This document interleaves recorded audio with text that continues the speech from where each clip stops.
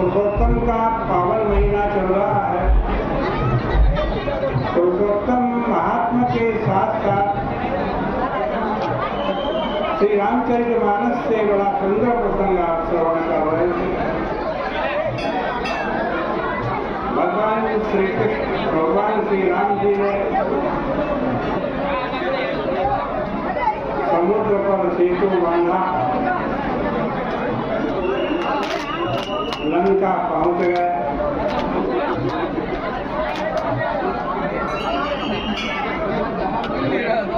और लंका के एक शिखर के ऊपर भगवान श्री राम जी, हनुमान जी, लक्ष्मण जी, सारी वानर सेना बैठी थी। उधर रावण को पता चला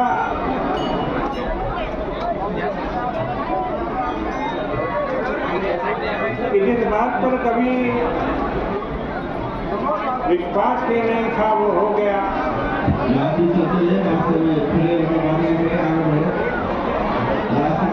कभी सोचा भी नहीं था कि कोई समुद्र को लांघ करके लंका पर आक्रमण करने के लिए आ सकता है।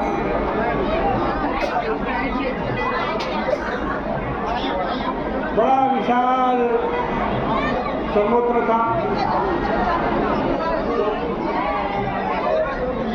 लेकिन भगवान श्री राम जी ने नर नील की सहायता से, वानरों की सहायता से और विशाल समुद्र के ऊपर पुल बना दिया। लंका में सारी राम जी की वानर सेना उपस्थित है, एक शिखर पर बैठी हुई है। कल आप चर्चा में सुन रहे थे कि उधर रावण अंदर से तो बड़ा आतंकित है, अंदर से बड़ा डरा हुआ है, भयभीत है, ऐसा तो नहीं हो सकता। लेकिन ऊपर से निर्भय होने का नाटक कर रहा, और उसके लिए उसने उसी के सामने एक पर्वत है जो रावण की रंगशाला है, यहाँ पर रावण के आज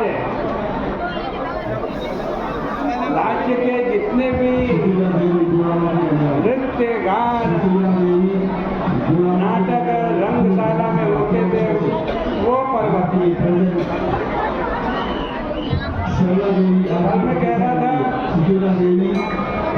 कि रावण के यहाँ पहले कभी कोई भोज होता था तो भोज से पहले आज नृत्य गान का प्रोग्राम होता है। नृत्य का गान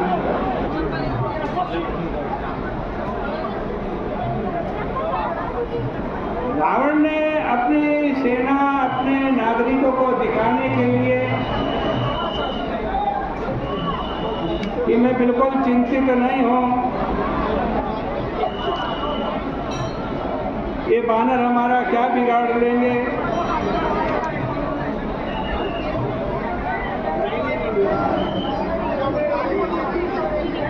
और ये वानर, मनुष्य, भालू ये तो हमारे भोजन है, आहार है। नर कपि भालू आहार हमारा।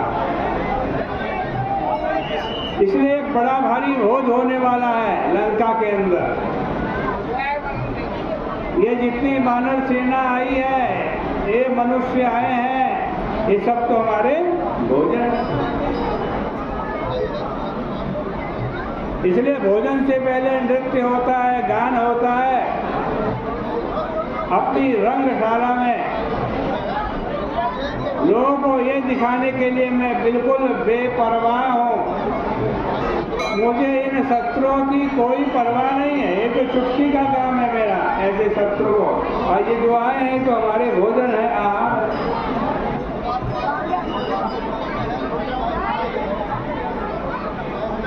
नृत्य गान करा,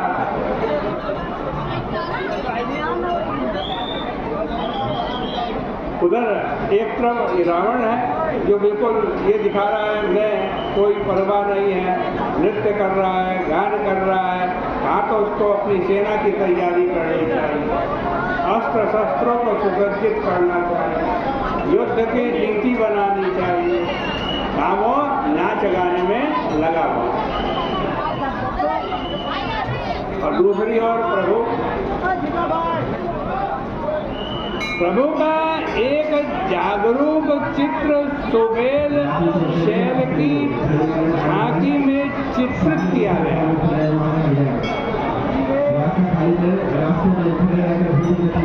भगवान राम जी के आसीन होने के लिए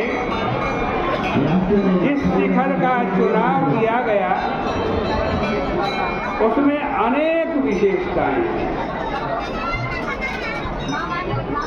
शिखर उत्तंग था, एक बहुत ऊंचा शिखर था। सौंदर्य और समत्व भी उसमें विद्यमान था। शिखर एक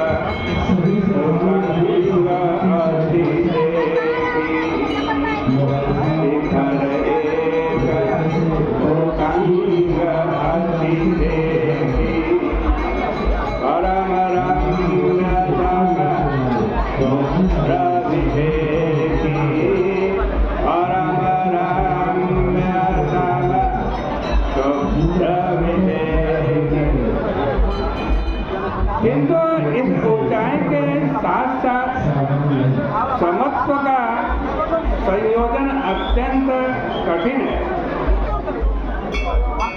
नीचे की भूमि समतल होती है किंतु उसमें ऊंचाई नहीं होती। शिखर ऊंचे होते हैं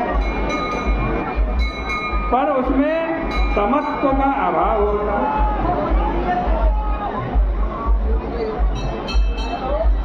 व्यक्तियों के चरित्र के समक्ष भी यही समस्या है। वो व्यक्ति सफलता के शिखर पर आरूढ़ नहीं होते, वे बहुधा शांत और सम दिखाई पड़ते। दूसरी ओर सफलता प्राप्त करने वाले व्यक्ति असंतुलित हो जाते हैं, उबड़ खाबड़ हो जाते हैं, उनमें समत्व का अभाव हो जाता है। किंतु जीवन की पूर्णता के लिए दोनों चीज जरूरी है, ऊंचाई भी जरूरी है और समायोजन भी जरूरी है।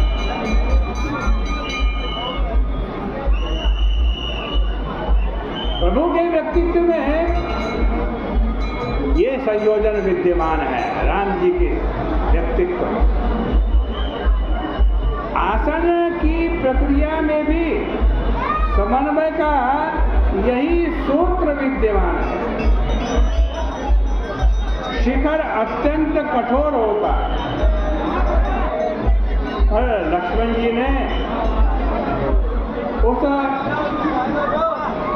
शिखर पर सुकोमल पत्र और पुष्प बिछा दिए और उसके ऊपर मृदु बड़ी कोमल मृग चर्म बिछा दी। कोमलता और कठोरता में प्रतिद्वंदिता सी प्रतीत होती है। जिसका स्वभाव कोमल होता है वे स्वयं को कठोर नहीं बना पाते और कठोर स्वभाव वालों में कोमलता दुर्लभ है। किंतु जीवन की प्रत्येक परिस्थिति में संतुलित व्यवहार के लिए कोमलता भी आवश्यक है और कठोरता भी आवश्यक है, लेकिन दोनों का सामंजस्य होना चाहिए। प्रभु के चरित्र में इसका समन्वय विद्यमान है। इसलिए उनके स्वभाव को आज कहते हैं वज्र की अपेक्षा कठिन है और पुष्प की तुलना में कोमल बताया गया। वज्रादपि कठोरानि मृदूनि कुसुमादपि। वज्र से भी कठोर स्वभाव राम जी का है और जब कोमलता में आते हैं तो पुष्प से भी कम, उससे भी ज्यादा कोमल हो जाते हैं।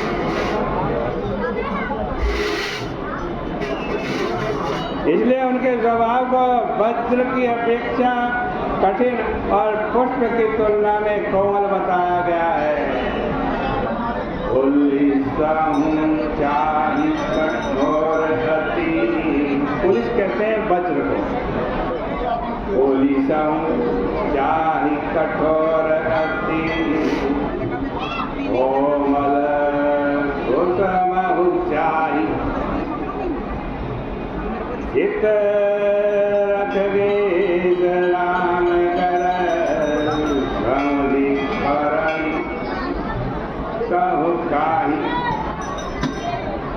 प्रभु का मस्तक सुग्रीव के गोद में है, वाम भाग में धनुष है और दक्षिण भाग में निशंग सुशोभित हो रहा है। विभीषण के कान में कुछ भगवान मंत्रणा कर रहे हैं, कुछ कह रहे हैं विभीषण के कान।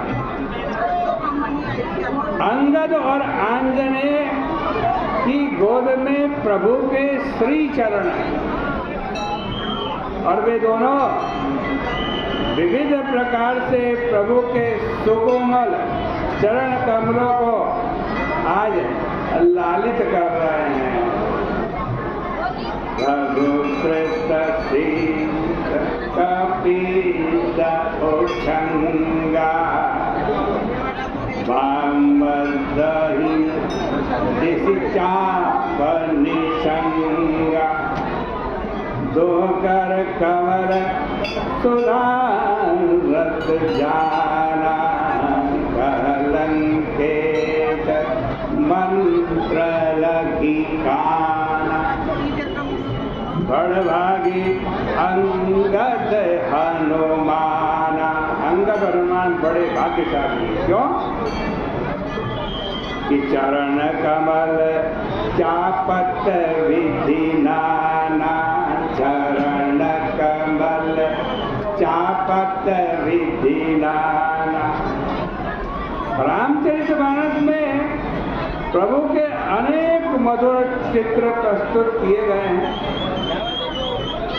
किंतु ये जो झांकी तुम्हारे सामने वर्णन की है राम जी की, इस झांकी के प्रति गोस्वामी जी का विशेष पक्षपात है। इसकी सराहना करते हुए वे उन व्यक्तियों के सौभाग्य की प्रशंसा करते हैं जो इसके ध्यान में सर्वदा तल्लीन रहते हैं। हे विधि कृपा रूप गुण नाम राम धन्य ते नर एहि ध्यान जे रहत सदा लवली।